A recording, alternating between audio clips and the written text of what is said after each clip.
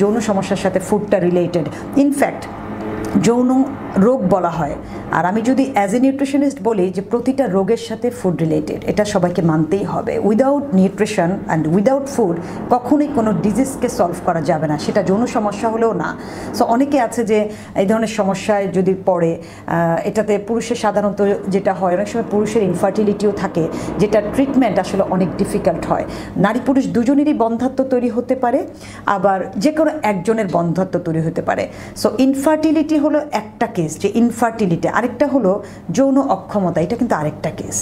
অর্থাৎ আমার সেক্স করা বা সন্তান জন্মদান করা দুটো জিনিস। অনেকে আছে যে সন্তান জন্ম দিতে পেরেছে, কোনো অসুবিধা নাই, কিন্তু সে সেক্সে অ্যাক্টিভ না, শি ইজ নট ইন্টারেস্টেড, মানে তার ভালো লাগে না বা কোনো কিছু। এটা নারী পুরুষ দুজনের ক্ষেত্রে হয়, বা পুরুষ অনেক কারণে ভয় পায়, বা তার যেটা একটা অনেকে টাইমিংয়ের কথা বলে, সব কিছু। সো এটা আসলে এত গুরুত্বপূর্ণ একটা বিষয়, কারণ এই একটা বিষয় নারী এবং পুরুষ দুজনকে বিষণ্ণ করে। তারা দুজনেই ডিপ্রেশনে ভুগে, দুজন দুজনের কাছ থেকে দূরে সরে যায়, দুজন দুজনের কাছে এই বিষয়গুলোকে লুকায়। অর্থাৎ কেউ কারো কাছে আবার প্রতিদ্বন্দ্বীও মনে করে, পুরুষ মনে করে এটা সে ধরা পড়ে গেলে সে ছোট হয়ে যাবে, স্ত্রী মনে করে যে সে ধরা পড়লে ছোট হয়ে যাবে।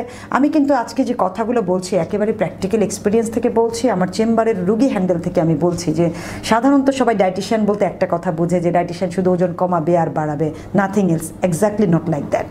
সো একটা ওজনের রুগীর কী কী প্রবলেম হওয়ার মধ্যে একটা প্রবলেম কিন্তু এটা যৌন সমস্যা। একটা আন্ডারওয়েটের রোগী, একটা পুরুষ মানুষের কথা বলি, অনেক পুরুষ চেম্বারে আসে, তার ওজন নাই এবং সে খুবই দুর্বল। ইনফ্যাক্ট পুরুষের যে বিষয়গুলো হয়, তারা যখন অ্যাডাল্টে যায়, কিশোর কিশোরী বয়সে তারা মাস্টারবেশন করে। This is very bad practice. হ্যাঁ, করতে পারে, কিন্তু এটা একটা লিমিটেশন আছে। এটাতে পরবর্তীতে তার বীর্যের কোয়ালিটিটা নষ্ট হবে, অন্ডকোষে ব্যথা হবে, এটা অনেকে জানে না, যার কারণে এটা পরবর্তী লাইফে তার জন্য খুব ক্ষতিকর। সো এখানে তাকে আগে থেকে কেয়ারফুল হতে হবে।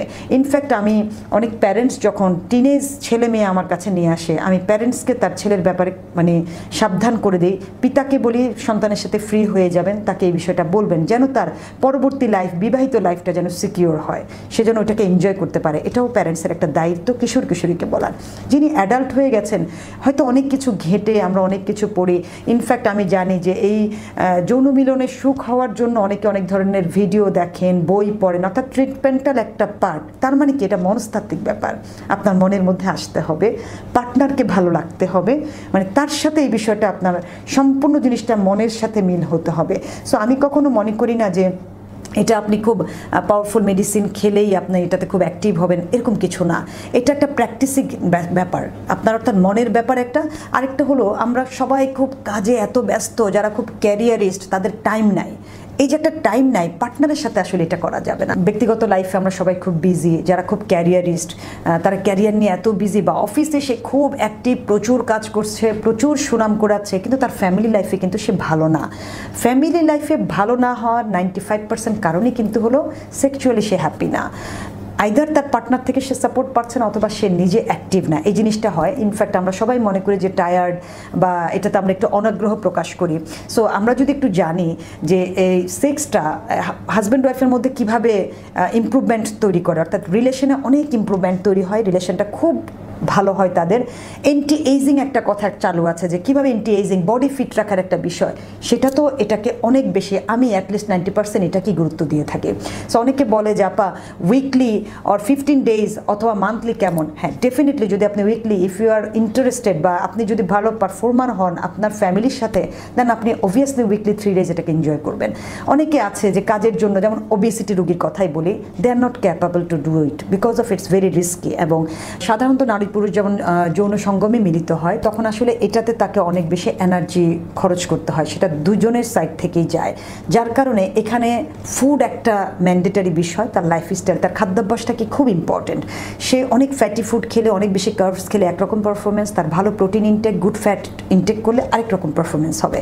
সো সাধারণত যারা আন্ডারওয়েট বা ওভারওয়েট, তাদের এই জায়গাটা একটা ল্যাকিংস হয়, তারা এর পারে না। এবং এখানে অনেক দুর্ঘটনাও ঘটা, আমার নিজের শোনা দুর্ঘটনা আছে যে স্ট্রোক অ্যাটাকের ঝুঁকি অনেক বেশি থেকে ওবেসিটিতে যারা ভোগেন তারা they are not good performer.